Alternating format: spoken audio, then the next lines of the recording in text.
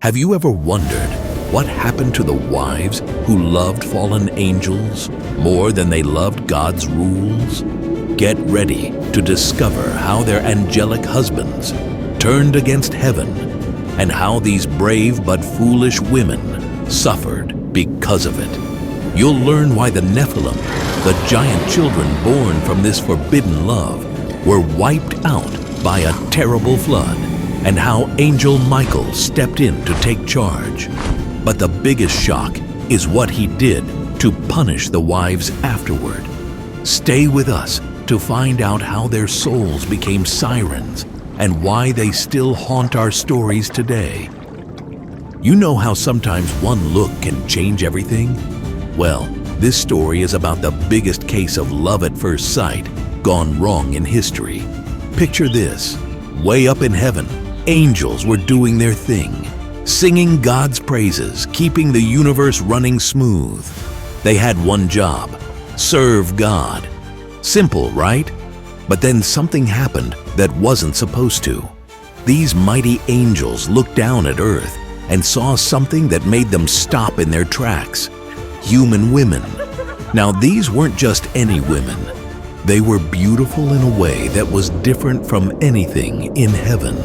It was real, raw, and human. Here's where things get interesting. These angels, who were supposed to be above earthly desires, started feeling something new.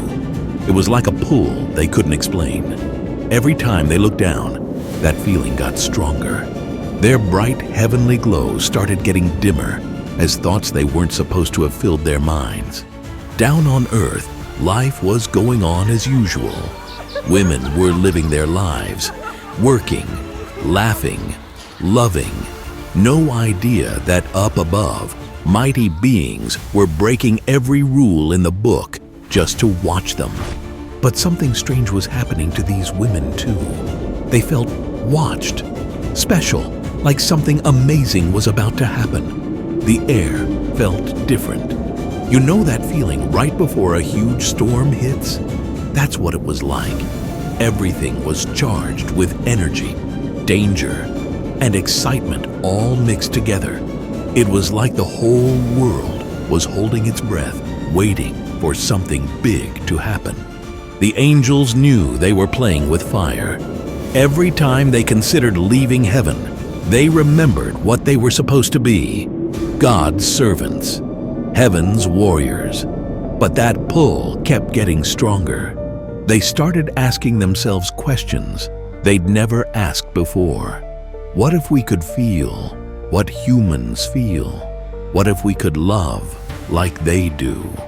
Their hearts, which were made to love only God, were now filled with desires they couldn't control. Each day, more angels joined in watching the earth below. Each day, their resolve weakened a little more. The choice was tearing them apart. Stay true to their purpose or give in to these new feelings. Everything was about to change. Heaven and earth were never meant to mix like this. But these angels, who had stood by God's throne and seen the creation of stars, were ready to give it all up. For what? For a chance at human love. Little did anyone know, this choice would start a chain of events that would shake both heaven and earth to their core.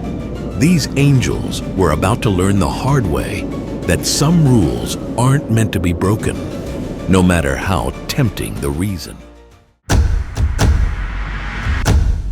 The moment these angels stepped onto earth, magic happened, but not the good kind. Imagine the most beautiful person you've ever seen, then multiply that by 1,000. That's what these fallen angels looked like when they showed up. They didn't just walk, they glided. They didn't just speak. Their words sang like music. Light seemed to dance around them, making everything else look gray and boring. When they showed up in villages and towns, everyone stopped what they were doing. How could you not? It was like staring at the sun, painful to look at but impossible to look away. The women who saw them felt something they'd never felt before. It wasn't just a crush or attraction. It was like being under a spell. These weren't just handsome strangers passing through town. They were perfect in every way. or at least they seemed to be. Their skin glowed like moonlight. Their eyes held all the stars of heaven. And when they smiled, well, that's when the trouble really started. But you know how they say if something seems too good to be true, it probably is. That's exactly what was happening here. These weren't just super handsome men. They were angels who had turned their backs on heaven. And if you looked closely enough, you could see something wasn't quite right. Their smiles held secrets darker than night. Their eyes, though beautiful, were ancient and deep in a way that no humans could be. The women who met them felt drawn in like moths to a flame. It wasn't fair, really. How do you say no to someone who literally glows with heavenly light? Who knows everything about you before you even speak? Who can promise you things no human man ever could? But here's the scary part. The more time these women spent with the fallen angels, the more they changed too. It's like they caught some of that otherworldly glow. They started seeing things differently. Normal life wasn't enough anymore. Regular men looked plain and boring compared to these heavenly beings. The fallen angels knew exactly what they were doing. They picked the most beautiful women, the ones who caught their eye from heaven. They used their heavenly powers to appear as everything these women had ever dreamed of. It was like a fairy tale romance, but with a horror story twist. Every time one of these angels took a human wife, it sent ripples through both heaven and earth. These weren't just regular marriages. They were unions that were never supposed to happen. And the children that would come from these marriages? Well, that's where our story takes an even darker turn. Now, let me tell you about the children of these forbidden marriages. The Nephilim. Imagine a child being born, but instead of staying tiny and cute, they just keep growing and growing and growing. These weren't your average kids. They were giants with strength that could move mountains and appetites that could empty villages. When a Nephilim walked, the ground shook. When they spoke, their voices boomed like thunder. They were born with their angel father's power and their human mother's feelings, but none of the wisdom to handle either. Picture a toddler having a tantrum, but now make that toddler the size of a house. Scary, right? Cities lived in fear of these giants. Regular people, they didn't stand a chance. The Nephilim took what they wanted, ate what they wanted, and destroyed anything in their path. Some were as tall as trees, others even bigger. They weren't just big, they were smart too, and that made them even more dangerous. Up in heaven, God watched all of this happening. His perfect world was being turned upside down by these hybrid creatures who were never supposed to exist. His anger grew day by day as he saw how these giants terrorized his creation. The humans he loved so much were living in constant fear, hiding in their homes, praying for help. That's when heaven's greatest warriors, the archangels, knew they had to step in.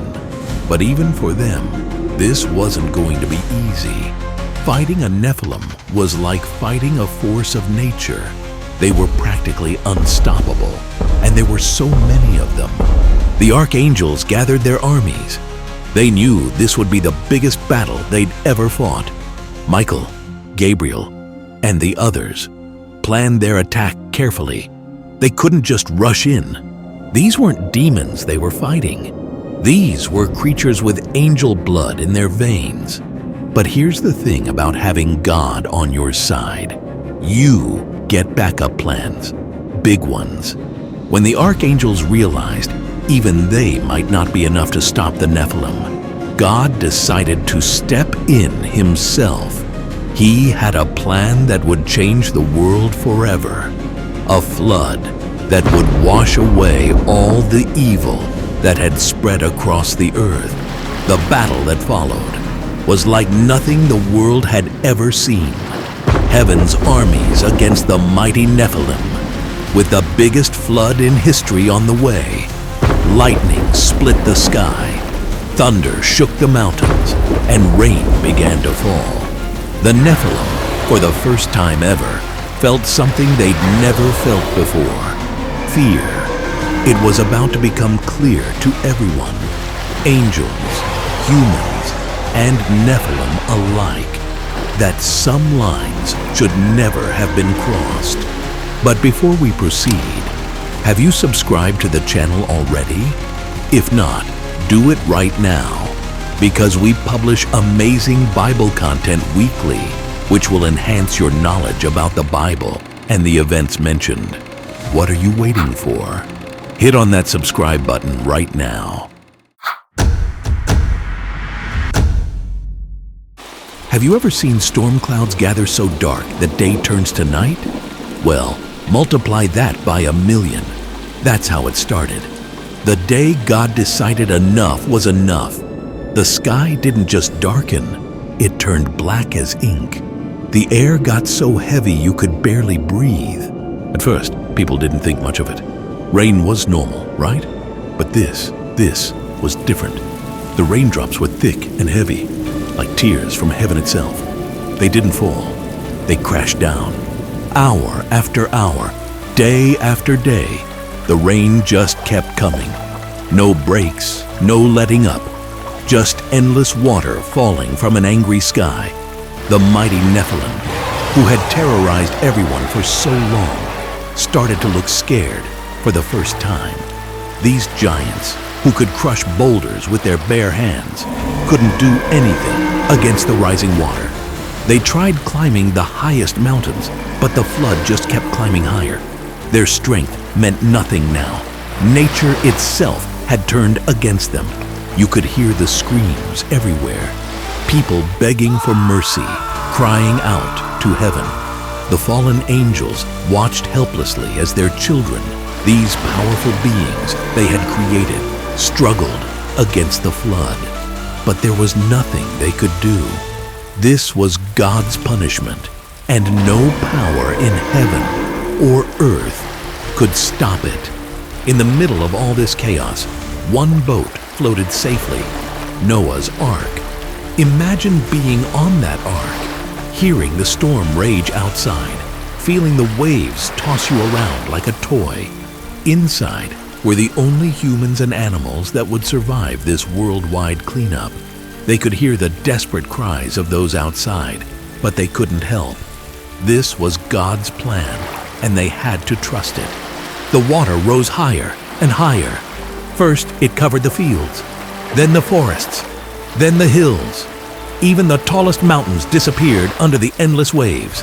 The Nephilim, those mighty giants who once seemed unstoppable, were now just another thing for the flood to sweep away. Their incredible strength couldn't save them from drowning.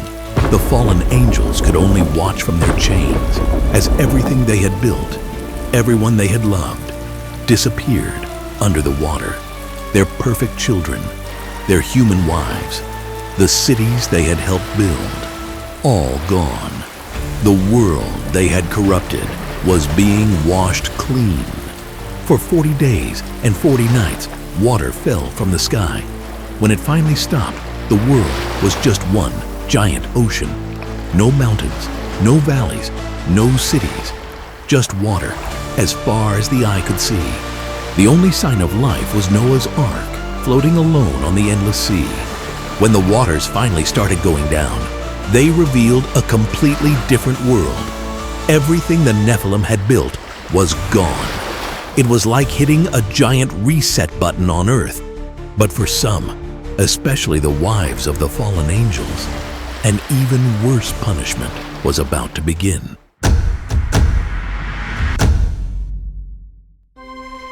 When the flood waters finally disappeared, you'd think the worst was over. But for some, it was just the beginning. Remember those women who fell in love with the fallen angels? They survived the flood, but maybe that wasn't a blessing after all. Picture this. You've loved someone with all your heart, someone perfect and powerful, only to watch them be dragged away in chains. That's what happened to these women. Their angel husbands, once so mighty and beautiful, were now bound in darkness. Some were chained in deep valleys, others trapped in spiritual prisons. They couldn't help their wives anymore, couldn't protect them, couldn't even hold them. The wives, they were left alone to face what they'd done. Some of them broke down completely. Imagine realizing that your choices helped bring about the end of the world. That's heavy guilt to carry.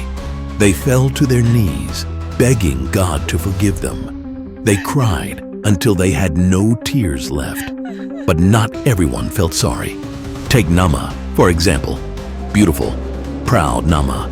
Even after everything, she wouldn't back down. She had gotten drunk on her own beauty and power, using them to lead others astray. Even now she stood tall, refusing to admit she was wrong. Her pride became her prison. God's punishment was creative and cruel. These women were turned into sirens. You know, those creatures who lure sailors to their doom. Yeah, that was them. Cursed to be beautiful but deadly, just like the angels they had loved. Forever drawing others into destruction, just as they had been drawn in themselves. The psychological damage was intense. These women had to live with crushing guilt, knowing their choices had helped destroy the world. Some went mad with grief. Others became empty shells of who they used to be. The weight of what they'd done was too heavy to bear. And their angel husbands, chained up in their prisons, they could sense everything their wives were going through. They could feel their pain, their despair, their madness, but they couldn't do anything about it. Talk about torture. The angels who stayed faithful to God were given a new job, watching over this changed world. They had to make sure nothing like this ever happened again. They watched the sirens, once their sisters-in-law, singing their deadly songs. They watched humanity rebuild, trying to forget the terror of the flood. It was a new chapter for everyone. The world had been washed clean, but the scars remained. The faithful angels kept their distance now, watching, but never interfering. They had learned their lesson. Some boundaries aren't meant to be crossed, no matter how tempting the reason. But there's one incident that'll blow your mind. A fight between two of the most powerful beings ever, Michael and Lucifer themselves. And what were they fighting over? Moses' body. Yeah, you heard that right. The same Moses who parted the Red Sea. But this isn't just any regular fight.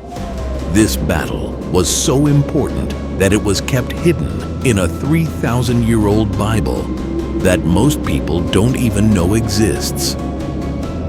Want to know what made Michael so angry that he had to face Lucifer himself? Or why Lucifer wanted Moses' body so badly? Trust me, what happened next changed everything we know about these powerful beings. Click on the video popping up on your screen right now. You won't believe what really went down between heaven's greatest warrior and its greatest traitor. This is one Bible story they definitely didn't teach you in Sunday school.